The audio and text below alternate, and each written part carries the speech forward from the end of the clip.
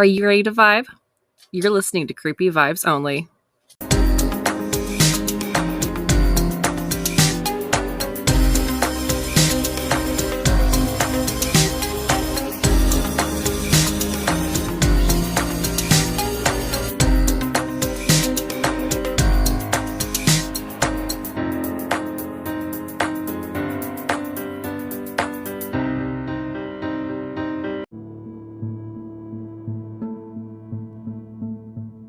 You've heard the scary ghost stories.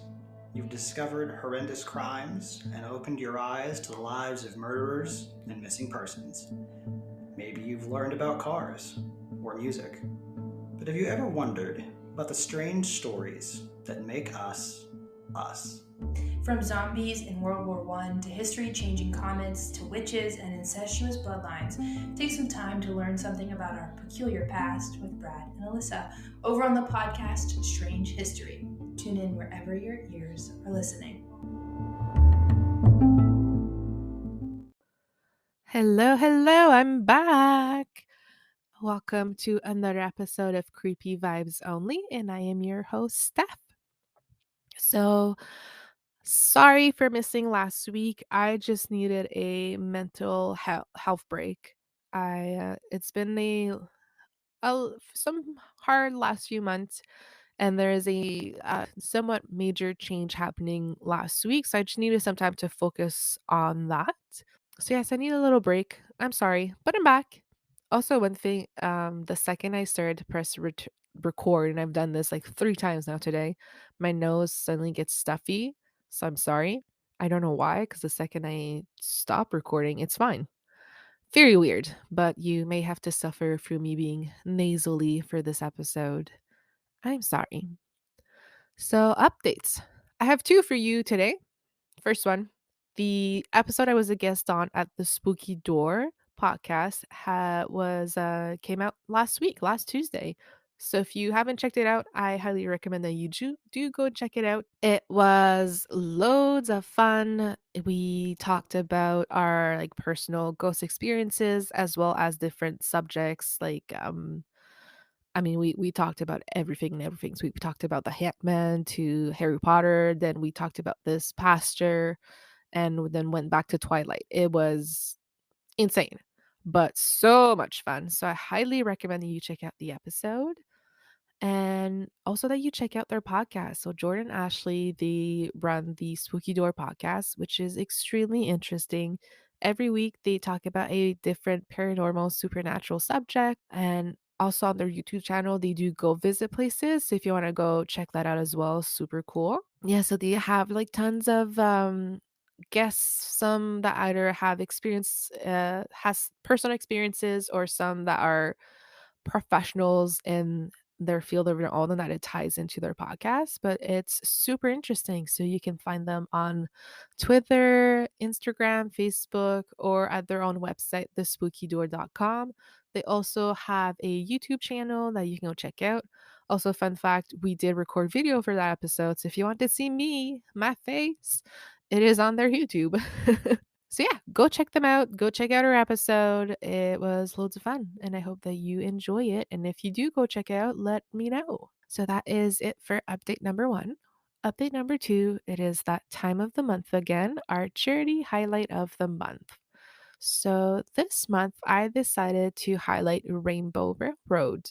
So quoting directly from their website, Railroad is a global non-for-profit organization that helps LGBTQI+ facing persecution based on their sexual orientation, gender identity, and sex characteristics. So, this organization was funded in 2006, and since then, they have helped over 3,100 people by either relocating them to safety or offering them other forms of assistance.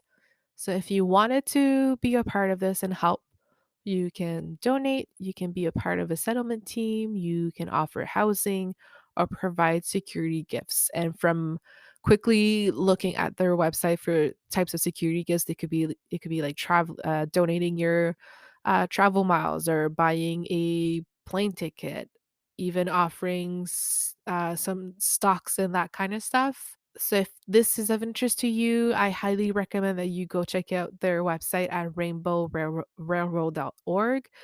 There's also a mailing list that I have subscribed to a while ago, and I really do enjoy getting those emails because you get to hear about their latest initiatives, and also you do get a story about one of the person that they've helped either relocating or helped in other ways. So you get to hear the story of what they've lived at in their if they're relocating in their country of origin and how relocating has helped or the assistance they've received has helped. So it's a tough and sad story to learn, to hear about, but I find these stories very important because it does give you a glimpse of what people in the LGBTQI plus community live, some sadly every day. So highly recommend that you check them out. You can find them on Instagram, Facebook, Twitter, and YouTube at Rainbow Railroad for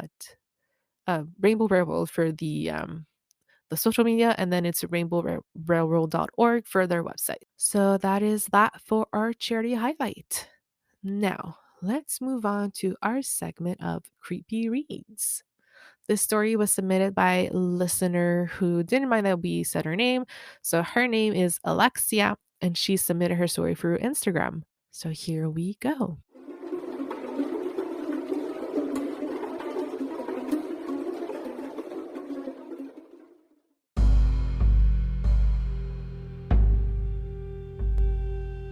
One evening, I was home alone reading in my room. Suddenly, I heard a man call out. I knew it wasn't my father or brother, so I went to check if the TV had turned on. I went to the living room, which is close to my bedroom, but the TV was off. I looked everywhere, and no one was in the house. For some reason, I was sure that it was a man calling out for his wife, looking for her. Not sure why, but that's what it felt like to me. Ugh, creepy, gross. Um, I find that those kind of stories are the worst because you're like best case scenario in these situations, it is a ghost, but worst case scenario, someone broke in and you have to do the check no matter what. A few times that have happened to me where I heard something and thought it was a ghost, and then a few minutes after I was like, maybe I should check if I'm actually alone. And the checking is the worst of that situation. Thank you for submitting that, Alexia. I really enjoy it. So that is that for a segment of Creepy Reads. Again, if you want your story to be featured on the podcast, just send it through our social media. You can send it through Gmail as well. So it's cvopodcast@gmail.com. And yeah, thank you. Now, on to our third story of the Choose Your Own Adventure listener version. Here we go. This famous Canadian mystery took place over 200 years ago in the area of Wallaceburg, Ontario. However, back then, it wasn't known as Wallaceburg. It was known as the Baldoon area due to the settlement that was conceptualized in that area. This is the story of the Baldoon Mystery. Let's start today's story at the very beginning. Lord Thomas Douglas, 5th Earl of Selkirk, devoted his life to create settlements where poor Scottish farmers who were displaced by landlords could restart their lives. This is exactly what he had in mind when he traveled to the area of present day Wallaceburg. Lord Selkirk envisioned a settlement resembling his homeland of the Scottish Highlands. He imported sheep and convinced 15 Scottish farmers and their families to move to the soon to be settlement. On September 5th, 1804, around 90 people arrived at the settlement site named after the Baldoon estate in Scotland. Sadly, the promise of the great future in a settlement resembling their homeland was not fulfilled. Soon the settlers discovered that the swamp like lands were too difficult to cultivate and often flooded quickly, destroying any progress made. Moreover, the important sheep did not thrive in this new environment, but worst off, malaria swept through the colony, killing many of the settlers. The bad luck seeming to have cursed the settlement did not end there. The estate's superintendent, Alexander MacDonnell, tried to use Lord Selkirk's funds to solve their problems, but he was unsuccessful in this, so the settlement never got off the ground. The final straw for the settlement occurred in July of 1812 when American militia invaded the colony and left with all of their livestock. The last few remaining settlers decided to move to higher land. In 1818, Lord Selkirk was left without a choice but to sell his property, and he moved on to fund the Red River Colony in Manitoba. Things seemed to turn out better for Lord Selkirk, but what about the remaining settlers? As mentioned earlier, the surviving settlers moved to higher land, and soon the news of better plots drew more and more people to the area. Of those interested was John MacDonald and his young family. They made their way to Baldoon to create a new life for themselves. Interestingly, John was the son of two original settlers of the Baldoon settlement. So in 1826, John purchased the coveted Plot A of the 4th concession. Many people wanted Plot A, especially this elderly lady whose last name was Buchanan. She had made multiple offers to John to purchase his land, but ultimately he refused and built a large farmhouse. Life in Baldoon was hard, but quiet up until 1829, where mysterious events plagued the MacDonald family for 3 years. The first reported incident occurred to the women of the family on October 28, 1829. As they were packing straw in the barn, poles from the roof started to plunge to the ground. The woman had to run out of the barn for cover to avoid being impaled by these wooden daggers. Once the roof poles stopped flying to the ground, the men went on to investigate the barn's roof. They discovered no structural issues causing the roof to disintegrate, and the roof was built in such a way that a pole couldn't just loosen and fall to the ground. Thankful that no one got hurt, the family thought the incident was strange, but didn't think much of it. Little did they know, this incident would be the first of many, as they now had a poltergeist on their hands. Shortly after this incident, the family would hear unexplained sounds in the main house. When everyone was asleep, they would be woken up by footsteps in the kitchen, which, when investigated, would never reveal a culprit and suddenly stop the second someone got too close. However, these were not the usual footsteps one would hear during a haunting, such as, on its own, one can think that this is a residual haunting of the American militia that invaded the land where the Baldoon settlement tried to spring to life. But sadly, this was not the only event that terrified the family. The marching would return night after night, and once the family became used to it, whatever was plaguing the family decided to move on to a new victim. This victim being the youngest MacDonald. The baby was sleeping in his cradle when suddenly an unseen force started to violently rock the cradle. Three men were in the living room at the time, and all rushed to hold onto the cradle, trying to stop it from rocking, but their efforts were in vain. Their combined strength was no match to the unseen hand rocking the cradle. In horror, they backed away, not being able to do anything but watch. To their relief, as soon as they backed away, the cradle stopped, and the baby wasn't harmed by the incident. Unfortunately, the hauntings kept increasing in intensity. Fires kept igniting at random places in the house without any clear sign of what's starting the fires. One evening in particular, 12 fires around the house started at the same time, threatening to burn down the house. The family could barely control the fires, and as soon as one would be put out, others would start up elsewhere. Thankfully, the family and the house survived that evening. In addition to these random and intense incidents, the family also had to live through constant attacks by this poltergeist. The house's exterior was often pelted by rocks and bullets thrown or shot by an unseen hand. It happened so often that the family started a routine with the discarded bullets and rocks. They would collect them, leave an unusual marking on them, drive them off the land, and left in nearby creeks. Days later, bullets and rocks would attack the house's exterior, sometimes shattering the windows and finding their way inside. But to the family's dismay, the bullets or rocks had the unusual markings that they had made days ago. This happened so often that John decided to board up all of the windows instead of constantly replacing the shattered windows. This did not deter the entity. The bullets and rocks kept being thrown at the house, and quite often, when the family was inside, they were greeted by the constant thump of an object hitting the boards. It did not take long for news of the Baldoon hauntings to reach others. Newspapers started covering the incidents when they happened, which led to flocks of people making their way to Baldoon and the McDonald's house, hoping to catch a glimpse of the paranormal ongoings. Soon, the house was advertised as a haunted tourist attraction, which the family welcomed at first, but soon were scared that the entity would not want this activity and this attention, and that things would just simply get worse.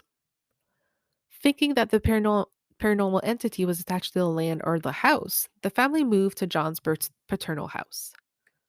Sadly, the entity followed and the poltergeist hauntings continued there.